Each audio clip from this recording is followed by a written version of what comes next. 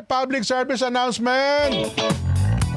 Baka ho kayo ay nandito lamang sa paligid ng Quezon City, ha? Kasi po, meron kaming serbisyo publiko. One-stop shop, public service. Ito po'y Net25 at ang Radyo Agila. Ang katuwang po dito, ang iba't ibang government agencies, gaya po ng PSA, Philippine Statistics Authority. Yan, andito po yan.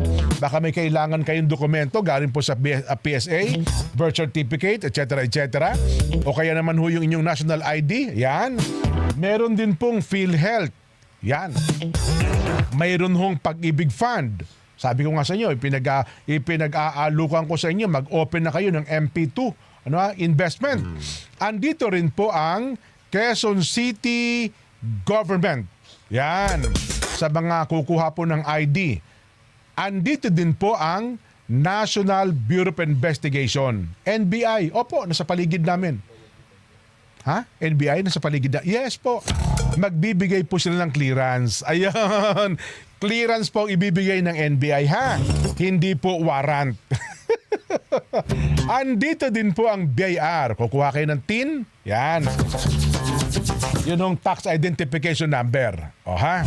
Ito po'y sasagawa ngayong araw. Magsisimula po alas 8 ng umaga hanggang alas 4 ng hapon sa Net25 Grounds, Central Avenue, Diliman, Quezon City. Ayun! Punta na! Punta na po kayo mga kababayan, ha?